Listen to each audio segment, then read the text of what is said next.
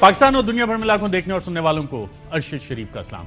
नाज़रीन, आज प्रोग्राम में बात करेंगे कि पाकिस्तान डेमोक्रेटिक मूवमेंट की जो मखलूत हुकूमत है उसके माशी मसाइल के, और जो हुकूमत कहती थी, अपोजिशन कहती थी हुकूमत में आके वही IMF के पास जा रही है, और माशी सूरत हाल क्या है, IMF के साथ डील क्या कर रही है ये वाली हुकूमत, शहबाज शरीफ साहब की मखलूत हुकूमत, उस हवाले से बात करेंगे। हमारे साथ मौजूद होंगे सेनेटर शौकत तरीन साहब, साबिक वज़ीर ख़ज़ाना।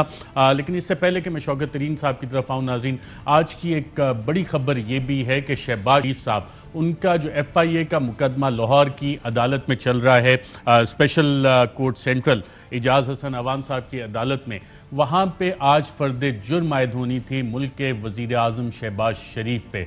16 अरब रुपए का ये केस है, आमदन से ज़ायद असासाजात का केस, और इसकी जो आज कार्रवाई हुई वो आपको ब्रीफली बताते हैं। शहबाज शरीफ की जानिब से अदालत में जमा करवाई गई दरख्वास्त में कहा गया कि अल्लाह के फजल से शहबाज शरीफ पाकिस्तान के वज़ीर आज़म बन गए हैं।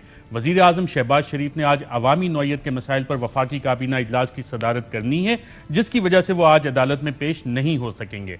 हमजा शहबाज के एसोसिएट वकील अमजद परवेज़ ने मौक़िफ़ इख्तियार किया कि हमजा शहबाज के वकील आज़म नज़ीर तारड़ को वफाकी वज़ीर कानून बना दिया गया है, और अब मुल्ज़िम की जानिब से, मुल्ज़िम वज़ीर आज़म शहबाज शरीफ की जानिब से नया वकील मुकर्रर किया जाएगा। अदालत ने शहबाज शरीफ की हाज़िरी की दरख्वास्त पर रिमार्क्स देते हुए कहा, ऐसे अबूरी ज़मानत कैसे चल सकती है। FIA के तफ्तीशी अफसर ने बताया कि शहबाज शरीफ समेत दीगर मुल्ज़िमान के खिलाफ मनी लॉन्ड्रिंग की तहकीकात करने वाले अफसर अली मर्दान का सिंध में तबादला कर दिया गया है। FIA के तफ्तीशी अफसर ने मजीद कहा कि नए तफ्तीशी अफसर को कल रात ही केस मिला है, अभी फाइल पढ़नी है। शहबाज शरीफ के वकील अमजद परवेज़ ने मौक़िफ़ इख्तियार किया कि इस केस में फर्द जुर्म आयद ही नहीं हो सकती, शहबाज शरीफ पर फर्द जुर्म की कार्रवाई से मुतालिक दरख्वास्त दायर करनी है। अदालत ने शहबाज शरीफ की गैर हाजिरी पर इजहार नाराज़गी करते हुए उन्हें आइंदा पेशी पर पेश होने के लिए पाबंद कर दिया। अदालत ने शहबाज शरीफ और हमजा शहबाज की जमानतों में 14 मई तक तौसी करके समाअत मुलतवी कर दी। और नाज़रीन, दाद देनी पड़ती है जज स्पेशल कोर्ट को, इजाज़ हसन अवान साहब, कि एक मुल्क का वज़ीर आज़म जो उनकी अदालत में पेश हो रहा है, जिनकी अदालत में ये केस चल रहा है, वो तो अपनी तरफ से इस केस को चलाने की पूरी कोशिश कर भी रहे हैं। 14 तारीख उन्होंने डाल भी दी है, और साथ उन्होंने अपने ऑर्डर में बड़ा वाज़े लिख दिया है कि it is made clear that on next date of hearing charges shall be frame and all the accused shell ensure their personal attendance, कि अगली तारीख पे, अगली पेशी पे चार्जेस फ्रेम होंगे और तमाम मुल्ज़िमान अपनी ज़ाती हैसियत में अदालत में अपनी मौजूदगी को यकीनी बनाएं, और no further adjournment shall be granted for this purpose, Ejaz Hasan Awan जज स्पेशल कोर्ट। और यह आज उन्होंने अदालत में अनाउंस भी किया।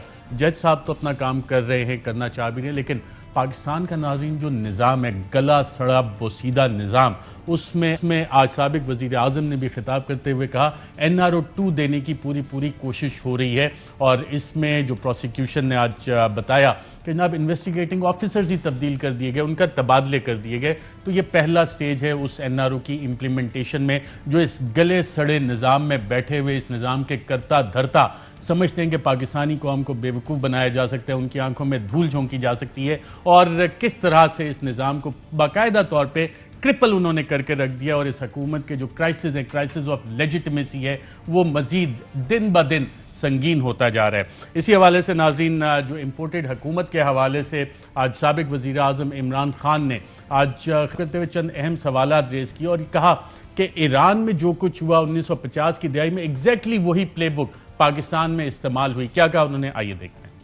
उन्होंने बाहर साजिश बनाई, उसके अंदर यहाँ के मीर जाफर और मीर सादिक को साथ मिलाया। इसी तरह प्लान इन्होंने ईरान में 1950 की दिहाई में बनाया था। उनका भी एक आजाद प्राइम मिनिस्टर आया था, उसका नाम मुसद्दक था। उसने भी फैसला किया कि ईरान का जो तेल है उसका फायदा ईरान के लोगों को होना चाहिए, अमेरिकी और बरतानिया की कंपनीज को नहीं होना चाहिए। उन्होंने उसको हटाने का, जिसको रजीम चेंज कहते हैं, प्लान बनाया। पहले मीडिया के अंदर किरदार कुशी की जाए उनके प्राइम मिनिस्टर की, उसके ऊपर हर किस्म के गंदे इल्जामात लगाए जाएं, फिर उसके ऊपर कैंपेन करें कि वो नाअहल है, वो काबिल नहीं है। मुसद्दक की अपनी पार्टी के लोग थे जो पार्लियामेंटेरियंस, उनको रिश्वत दी, उनको तोड़ने की कोशिश की। जो अपोजिशन पार्टीज थी उनको पैसा देके उनको सड़कों पे निकाला। पूरी साजिश जब हो गई, फिर मुदाखलत हुई। جی ناظرین، آپ نے سنا سابق وزیر اعظم پوری مثال دے رہے تھے کہ ایران میں کیا کچھ ہوا، اور یہ ڈاکومنٹس اب باقاعدہ ڈی کلاسیفائی ہو چکے ہیں۔ ایران کا کیس لے لیں، چلی کا دیکھ لیں، سیکنڈ ورلڈ وار کے بعد 72 ممالک میں رجیم چینج کا آپریشن کیا گیا، اور جسے کہا جاتا ہے لیٹر گیٹ۔ اس حوالے سے شہباز شریف کے وزیر خارجہ بلاول بھٹو نے بھی پریس ٹاک کرتے ہوئے کہ اندیہ دیا کہ اس پہ شاید کوئی کمیشن بن جائے۔ کیا کہا انہوں نے، آئیے دیکھیں۔ بالکل، چاہے وہ جس قسم کا انکوائری ہو، وہ تو کنسنسس جو بھی ہوگا ہمارا الائز کا، سب مل کے وہ فیصلہ اپنی جگہ، لیکن دودھ کا دودھ پانی کا پانی ہونا پڑے گا۔ عوام کے سامنے انشاءاللہ تعالی ہم سارے فیکٹس لے کر آئیں گے، جو مناسب فورم ہے، جو مناسب طریقہ کار ہے، اسی طریقے سے یہ فیصلے کیے جائیں گے۔ ماضی میں تو جے آئی ٹیز بنے ہیں، اور ان جے آئی ٹیز پہ سارے ادارے جن کا ذمہ داری ہے ان چیزوں کو دیکھنا، ان سارے کے نمائندگی موجود ہوتا ہے۔ جوڈیشل کمیشن میں میرا ذاتی کوئی اعتراض نہیں ہوگا۔ جی، ذاتی کوئی اعتراض نہیں ہے جوڈیشل کمیشن پہ، اور پاکستان تحریک انصاف کہہ چکی ہے کہ سپریم کورٹ آف پاکستان کو وہ خط ڈپٹی اسپیکر بھیج چکے ہیں، اور سپریم کورٹ آف پاکستان اس پہ جوڈیشل کمیشن قائم کرے اور اوپن ہیئرنگ کی جائے۔ جو بلاول صاحب بڑی مسکراہٹ جس کو چھپا رہے تھے کہ جو جے آئی ٹی میں پہلے لوگ ہوتے تھے شاید اسی طرح کی جے آئی ٹی بن جائے، اس طرح سے گونگلوں سے مٹی جھاڑنے کا یہ کام میرے خیال سے یہ قوم ایکسیپٹ نہیں کرے گی جب تک کہ جوڈیشل کمیشن اوپن ہیئرنگ کے ساتھ اس کی کارروائی نہ کرے۔ شوکت ترین صاحب، آپ بھی اس کابینہ میں موجود تھے جس میں یہ خط باقاعدہ طور پہ پیش کیا گیا، اس میں جو دھمکیاں تھیں ان کا مطلب کیا تھا، کہ جو کہ اب بہت سے لوگ کہہ بھی چکے ہیں، سابق وزیر اعظم بھی، کہ اگر عمران خان کو نہ ہٹایا گیا تو پھر تو ٹھیک ہے پاکستان کو معاف کر دیں گے، نہیں ہٹایا جاتا ووٹ آف نو کانفیڈنس تو ویل ٹیک پاکستان ہیڈ آن۔ پاکستان کو کھلم کھلا دھمکی دی گئی تھی، کیا یہ بات درست ہے؟ اور اس میں اکنامک ٹولز بھی استعمال ہونے تھے؟ یہ بالکل درست ہے، اور انہوں نے کہا تھا اس کے کانسیکوینسز ہوں گے، اور ان کو آئسولیٹ کیا جائے گا امریکہ میں بھی اور یورپین یونین میں بھی، اور ہم ان کو ہیڈ آن لیں گے۔ تو ڈیفینیٹلی جب کانسیکوینسز کی بات کر رہے ہیں یا ہیڈ آن کی بات کریں تو امریکہ کے پاس ایک بہت بڑا ٹول تو ہے نا کہ ہماری وہ جو اکانومی کو افیکٹ کر سکتے ہیں۔ شوکت ترین صاحب، آئی ایم ایف کے ساتھ نیگوسیشنز، آپ نے باقاعدہ طور پر نیگوسیشنز کی، کافی ساری چیزیں بھی کی، اور اب یہ والی حکومت بھی نیگوشیٹ کر رہی ہے آئی ایم ایف کے ساتھ۔ آتے ساتھ ہی مفتاح صاحب نے اوتھ لیا، ساتھ ہی امریکہ چلے گئے، اٹلانٹک کاؤنسل میں بھی خطاب کیا، آئی ایم ایف میٹنگ بھی ہوگی۔ ایک ہی دن میں اتنی جلدی انہوں نے میٹنگز ارینج کیسے کر لی؟ اتنے ایفیشنسی ہے فائنانس منسٹری میں یا ہماری کوارڈینیشن کے جناب ایک ہی دن میں یہ ساری آئی ایم ایف کے ساتھ میٹنگز ارینج ہو جائیں، یا کہ یہ آپ کو اسی لیٹر گیٹ کی کڑی لگتی ہے کہ جناب ٹھیک ہے یہ لوگ آئیں گے تو پھر ہم آپ کو جو کیرٹ کہتے ہیں وہ دے دیں گے، ادروائز اگر عمران خان کی حکومت رہتی تو پھر سٹک ہی سٹک تھی؟ نہیں یار، یہ میٹنگز تو یہ میرے وقت میں ہی ارینج ہو گئی تھی، کیونکہ میں نے جانا تھا، تو ہم نے یہ ساری میٹنگز جو ہیں یہ اٹلانٹک کاؤنسل وغیرہ اور یہ آئی ایم ایف کے جو میں نے تو ایم ڈی کے لیول پہ ارینج کروائی تھی، تو یہ تو وہی اسکیجول تھی، انہوں نے جا کے اس میں یہ جا کے بیٹھ گئے۔ لیکن جس طریقے سے ان کو ریسیپشن ملا، ہمیں تو بڑا ہی ہاسٹائل ریسیپشن ملتا تھا۔ میں جب گیا تھا پچھلے اکتوبر کے بیچ میں، تو ظاہر ہے آپ کو معلوم ہوگا کہ ہماری ہی حکومت میں ایک $500 ملین ہم نے لیا تھا مارچ کے بیچ میں، اور ہم نے 700 بلین کے روپے کے ٹیکسز ہم نے ایگری کر لیے تھے، کوئی تقریباً $4.95 کا ہم نے ٹیرف انکریز ایگری کر لیا تھا۔ اسٹیٹ بینک کی ہم نے یہ کہا تھا کہ یہ انڈیپینڈنس ہوگی، اور وہ تو ہم نے بالکل ہی کہا تھا کہ یہ ڈن ڈیل ہے، تو اس کے اوپر میں نے سٹینڈ لے لیا تھا ان تینوں چیزوں پہ، اور اس کی وجہ سے وہ جو ہے وہ نیگوسیشنز تھوڑی ڈیلے ہو گئی تھیں۔ تو جب میں اکتوبر میں گیا تو کافی ہاسٹائل قسم کا ہمیں ریسیپشن ملا تھا، اور جو امریکہ کے ایک ڈیوڈ لپٹن ہیں جو کہ میں بہت اچھی طرح ان کو پہلے سے جانتا ہوں، ان کا ایٹیٹیوڈ بھی کافی ہاسٹائل تھا، یا بلکہ ایک انڈیفرنٹ تھا، اور انہوں نے کہا آپ کو تو یہ ساری کنڈیشنز کرنی پڑیں گی، لیکن ہم نے ڈٹے رہے، اور وہ پھر ہم نے دیکھا کہ 700 کو ہم نے 350 کروایا ٹیکسز میں، آدھا ہم نے اس کو کروا دیا اپنا ٹیرفز کو، اور اسٹیٹ بینک میں بھی کئی ایسی کلازز تھیں جس میں ہماری ساورینٹی کو جس کو وہ ٹچ کرتی تھی، کہ جس میں ہمیں کانسٹیٹیوشنل چینجز لانی پڑتی، وہ میں نے نکلوائیں۔ تو اب جو تھا، ہم دسمبر کے جو نمبرز تھے ہمارے، وہ ہم نے بالکل پورے کیے ہوئے تھے، اور صرف یہ ہے کہ انہوں نے کہا کہ اب آپ نے جو فیبرری میں یہ پیکج دیا ہے، میں نے کہا اس کا اس سے تعلق نہیں ہے، آپ دسمبر کے نمبرز پہ ہمیں $1 بلین دیں، ہم پھر یہ جو بات ہے یہ اگلے 8th ٹرانچ میں دیکھیں گے۔ لیکن انہوں نے کہا کہ نہیں جی یہ تو بڑا ایک قسم سے آپ نے بڑی زیادتی کر دی ہے. تو وہ 466 بلین روپے جو آپ نے عوام کو ریلیف پرائم منسٹر سابق وزیر اعظم نے اناؤنس کیا تھا کہ 30 جون تک نہ تیل کی قیمتیں بڑھیں گی، پیٹرول کی، نہ بجلی کی بنیں گی، اس کو کہہ رہے تھے آئی ایم ایف زیادتی کر دی ہے؟ جی وہ کہہ رہے تھے یہ زیادتی کر دی ہے. تو میں نے کہا دیکھیں ہم نے کوئی زیادتی نہیں کی، یہ 466 بلین بنتا ہے اور میں آپ کو گنوا دیتا ہوں کہ میں نے کہاں سے نکالا ہے. اس میں کوئی آئی ایم ایف کی کنڈیشنالٹیز کو ہم نے ٹرس پاس نہیں کیا. اس میں 100 بلین روپیہ ہم نے پی ایس ڈی پی کم کیے، 140 ہم نے پروونسز سے لیا، 120 ہم نے ڈیویڈنڈز لیے ہیں یہ آئل کمپنی سے، اور 50 بلین ایڈیشنل ہمارا ریونیو آ رہا ہے اس سے اپنا ایف بی آر سے، اور ہم گرانٹس کو 56 بلین کم کرے، پورا میں نے ان کو دے دی. تو وہ کافی بحث انہوں نے کی، تو انہوں نے فائنلی مجھے کہا اچھا یہ ٹھیک ہے، ٹھیک لگ رہا ہے، آپ ہمیں یہ بتا دیں کہ پروونسز سے آپ ہمیں کھلوا دیں کہ ہاں ہم دیں گے، اور دوسرا یہ جو کمپنیز ہیں یہ بھی ان کے بورڈز لکھ دیں کہ یہ بھی دے دیں گے. میں نے کہا بالکل کروا دیتے ہیں. تو بس یہاں تک بات تھی، اور تو اس کا مطلب ہے اس کے اوپر بھی ڈن ڈیل ہو گئی تھی، اور میرا ان کے ساتھ معاہدہ یہی تھا کہ اپریل کے اینڈ تک یہ ہمیں $1 بلین مل جائے گا. تو ڈاکٹر مفتاح اسماعیل پھر کیا ڈیل کر کے آئے ہیں؟ جو آپ نے ڈیلیں کی تھی اس سے مختلف ہے، یہ تو کہہ رہے ہیں کہ ہم $2 بلین ایڈیشنل بھی لیں گے آئی ایم ایف سے. تو انہوں نے کن ٹرمز پہ ایگری کیا آئی ایم ایف کے ساتھ؟ یہ تو لیٹ گئے ہیں بھائی. یہ تو ابھی وہ یہ کہہ رہی ہے آئی ایم ایف نے ان کو لالی پاپ دے دیا ہے کہ $2 بلین آپ کو جو پروگرام سپٹمبر میں ختم ہونا تھا وہ اب جون میں ختم ہوگا، اس دوران میں آپ کو $2 بلین ہم اور دیں گے. اس کا مطلب ہے آپ کا جو یہ $6 بلین کا جو ڈیل تھی وہ اس کو 8 کر دیا انہوں نے. لیکن پہلا بلین جو انہوں نے ہمیں ابھی دینا تھا، جو اپریل میں نے لینا تھا ان سے، انہوں نے اس کے متعلق یہ کہا ہے کہ ہمارا ایک مشن آئے گا جو کہ مڈل آف مئی میں آئے گا، وہ ڈسکس کرے گا آپ کو کہ یہ آپ جو یہ سبسڈیز دے رہے ہیں اس کو رول بیک کیسے کریں گے، اور وہ پھر اور جو چیزیں اگلے اس کے لیے ٹرانش کے لیے ہیں اس کے بارے میں بھی آپ کے ساتھ گفتگو کرے گا، اور دیکھے گا بجٹ میں آپ نے کیا کیا کر رہے ہیں. تو یہ سمجھیں کہ یہ جو بلین جو ہمیں اپریل میں ملنا تھا، یہ ان سے ایک قسم سے اگری کر کے آ گئے ہیں کہ وہ ہمیں یہ اب جون کے اینڈ یا جولائی میں دیں گے بجٹ کے بعد. تو اس کا مطلب ہے یہ ساری چیزیں جو ہیں یہ پرائر ایکشن میں تبدیل ہو گئی ہیں، اور یہ پرائر ایکشن میں نہیں ہونی چاہیے تھی.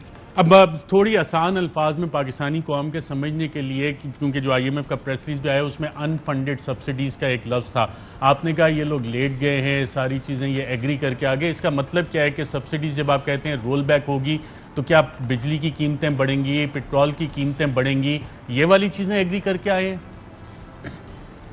جی یہ ان کو کہہ کے آ گئے ہیں کہ ہم یہ سارا کوئی رول بیک کر دیں گے، اور یہ ضرور کہہ کے آ گئے ہیں کہ ہم تھوڑا سا ٹائم لگے گا. تو وہی ٹائم ہے جس میں انہوں نے پھر یہ بھی کہا ہے نا، اگر ان سے ٹائم مانگا ہے 1-2 مہینے کا، یا مطلب 2-2.5 مہینے تو رہ گئے ہم، تو اس کا اگر انہوں نے رول ٹائم مانگا تو انہوں نے پھر کہا اچھا پیسے نہیں ملیں گے پھر اس وقت، آپ پہلے ہمیں کر کے دکھائیں گے. اس کا مطلب پرائر ایکشن کر دیا کہ پہلے مطلب بجلی کی قیمت بڑھائیں گے، آپ تیل کی جو ہے سبسڈی ختم، پیٹرول کی قیمت بڑھائیں گے، ڈیزل کی قیمت بڑھائیں گے. تو اس وقت ہم آپ کو وہ بلین بھی دیں گے، اور وہ دیکھیں گے بھی صحیح کہ اگلا جو بجٹ میں آپ کیا کیا ایسی کارروائی کرتے ہیں جو ہمیں آپ سے ضرورت ہے. اور وہ کافی چیزیں ان سے منوائیں گے. میں آپ کو بتا رہا ہوں، وہ کہیں گے کہ جی آپ جو میں نے پچھلی دفعہ اس کو نہیں مانا تھا، وہ کہیں گے آپ پروویڈنٹ فنڈ وغیرہ کے اوپر ٹیکسز کی جو ہے وہ ایگزمپشنز کو ختم کریں، تاکہ ہمارا عام آدمی جو ہے اس بیچارے کا پروویڈنٹ فنڈ پہ ٹیکس لگ جائے گا. اور اس کے بعد وہ کہیں گے ٹیکسز کے جو سلیبس کم کریں تاکہ ٹیکس ریٹس بڑھ جائیں گے. جس کے اوپر میں نے ان کو یہ کہا تھا کہ بھائی ہمارا پرابلم یہ نہیں ہے کہ ایک ٹیکس جو دینے والا ہے اس پہ اور ٹیکس لگائیں، ہمارا پرابلم ہے کہ ہمارے ٹیکس پیئر کم ہیں. تو ہم نے ایک پورا کا پورا سسٹم بنا لیا ہے جس میں 43 ملین لوگوں کا ڈیٹا ہمارے پاس ہے جو پورٹل میں جا رہا ہے، اور اس کی بیسس پہ ہم ٹیکس بیس کو بڑھانے والے ہیں.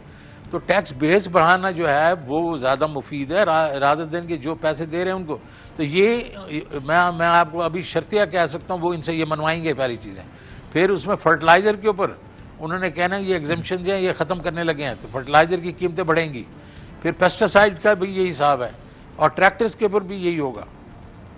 شوکت ترین صاحب، سابق وزیر اعظم شاہد خاقان عباسی اور ساتھ ان کے ڈاکٹر مفتاح فائنانس منسٹر بیٹھے تھے، اور انہوں نے کہا کہ آپ کچھ آلریڈی ایگری کر کے آ گئے ہیں کہ کتنی قیمتیں بڑھنی ہیں پیٹرول وغیرہ کی. کیا کہا تھا انہوں نے؟ آئیے دیکھتے ہیں.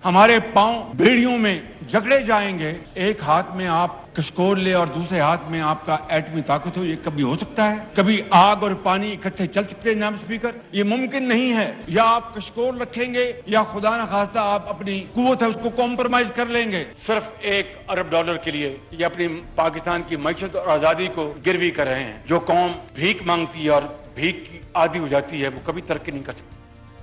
اور پاکستان پیپلز پارٹی کے چیئرمین اور شہباز شریف کے وزیر خارجہ بلاول بھٹو نے اپوزیشن میں ہوتے ہوئے IMF کے حوالے سے کیا کہا تھا, آئیے دیکھیں. پاکستان تحریک انصاف کی جو یہ PTIMF ڈیل ہے, یہ پاکستان کی معیشت کے مفاد میں نہیں ہے, پاکستان کے عوام کے مفاد میں نہیں ہے. ہم اس IMF ڈیل کو ریجیکٹ کرتے ہیں. اور خواجہ آصف اس وقت موجودہ وزیر دفاع, انہوں نے کیا کہا تھا اس IMF ڈیل کے حوالے سے جو PTI کی حکومت کری تھی, آئیے دیکھیں.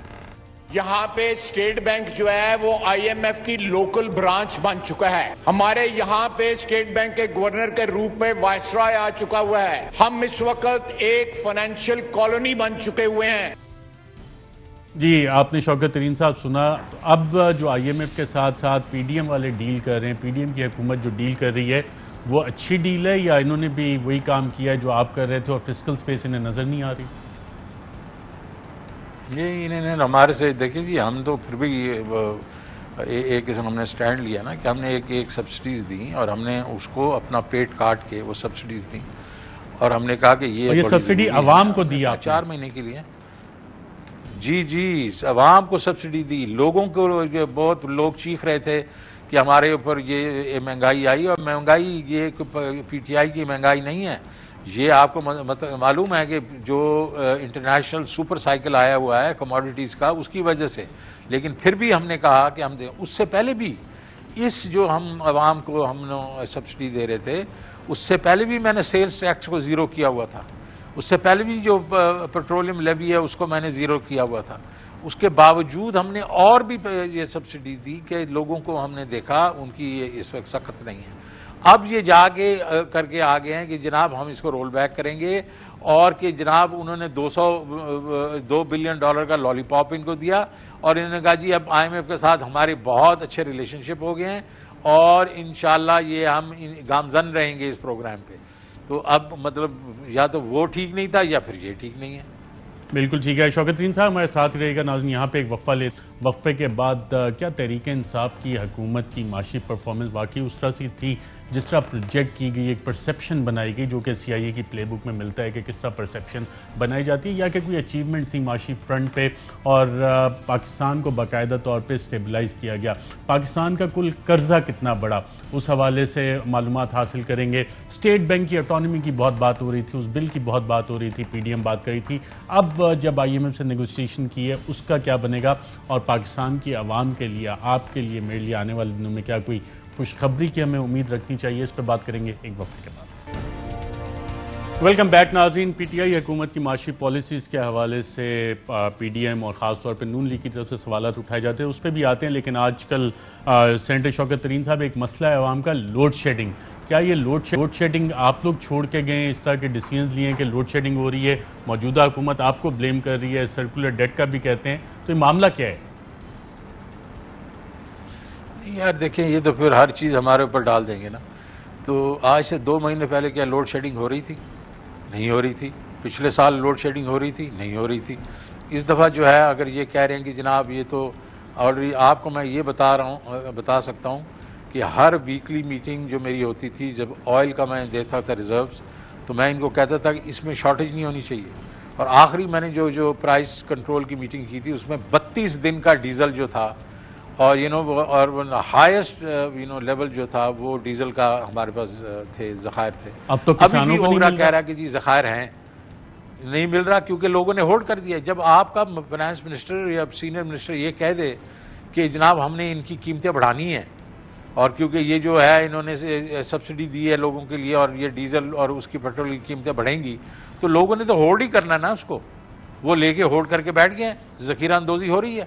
تو یہ تو ان کی نالائکی ہے نا, یہ اس طرح کی حرکتیں کر رہے ہیں. باقی پھر انہوں نے کہا کہ 27, وہ تو مجھے حماد نے میرے خیال میں ایک پروگرام پہلے انہوں نے جواب دے دیا ہے, اور کہ یہ تو بالکل سراسر زیادتی ہے، بیکاز 27 کہاں، وہ تو انہوں نے 4-5 گنوا دیے تھے جس میں پرائیویٹ سیکٹر کے تھے، تو کیپیسٹی بھی ہے. ہم لوگوں نے تیل بھی پورا خریدا ہوا تھا، اور ہم نے پڑھا کئی ہمارے LNG جو ہے کارگو جو ہیں ہم نے وہ بک کیے ہوتے، ان کے آتے ہوئے انہوں لوگ رینیک کر گئے. اگر رینیک کر گئے تو ان کو چاہیے اس پہ ایکشن لیں.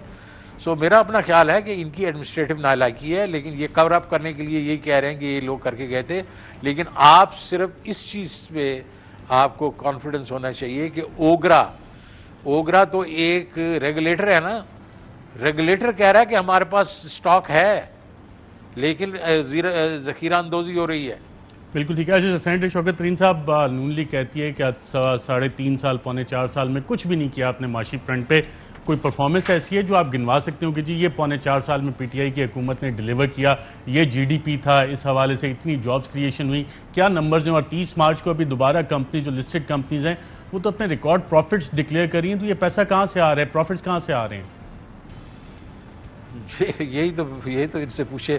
پہلے تو یہ ہمارے پاس کوئی 19.1 بلین کا کرنٹ اکاؤنٹ ڈیفیسٹ دے کے چلے گیا، اور اس کے بعد کوئی 10-12 بلین ڈالر کی اور پیمنٹس بھی تھی. ہمارے پاس تو کوئی اور چارہ ہی نہیں تھا، ہم IMF کے پاس جاتے. تو IMF کے پاس جب گئے تو میں نے آپ کو کہا IMF اس دفعہ ہاسٹائل تھا، تو انہوں نے کافی سخت کنڈیشنالٹیز ڈالی، جس کے بیچ میں انہوں نے روپے کو سستا کر دیا، انہوں نے ٹیرف انکریز کر دیا، انہوں نے ڈسکاؤنٹ ریٹ کو اٹھا کے 13.25% کروا دیا. اس کی وجہ سے جو ان کے وقت کی جو ری بیس جو گروتھ تھی وہ 6.1% تھی، وہ نیچے گر کے 3.1% آئی. اور اس کے ساتھ پھر کووڈ آ گیا. جب کووڈ آ گیا تو اس کے بعد ظاہر ہے وہ پروڈکشن وغیرہ ساری ایک دم رک گئی. تو اس سے جو گروتھ ریٹ ہے وہ، اور یہ اس میں ہمارا کیا کرنا کچھ نہیں تھا، یہ ایک خدائی آفت تھی. ابھی آپ کتنے GDP پہ چھوڑ کے گئے اور پروجیکٹیو GDP کتنا تھا آپ کا 2022-30 وہی بس مجھے ایک منٹ دے دیں گے تو میں وہاں تک پہنچ جاؤں گا. تو وہ 1% منفی ہو گیا. 1% منفی ہوا تو اس کے بعد ہم نے جب 20-21 کا بجٹ بنایا تو ہم نے کہا کہ یہ کوئی تقریباً 1.5%, 2.5% ہوگی.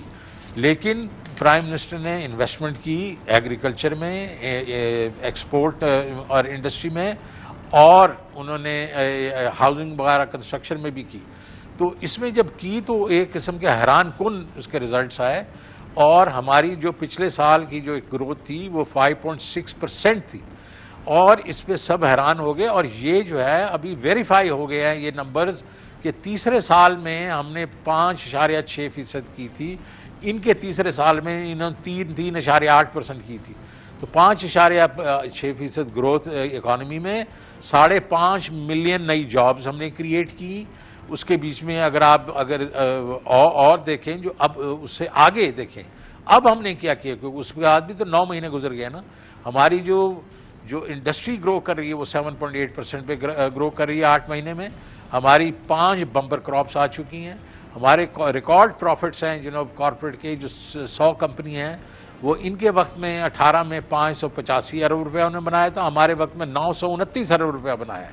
اس کے بعد اگر آپ ایکسپورٹس کو دیکھیں تو ایکسپورٹس اس وقت 30 سے 32 بلین پہ جائیں گی، اور یہ ان کے وقت میں 5 سال میں 0 گروتھ ہوئی تھی ایکسپورٹس میں، مطلب 0. اور ہمارے وقت کے بیچ میں ابھی آپ دیکھیں یہ 24 بلین سے ہم لوگ 32 پہ چلے جائیں گے اس چوتھے سال کے بیچ میں. اور ریمیٹنسز جو کہ 19 بلین تھیں وہ اس وقت 32 بلین اس سال ہوں گی.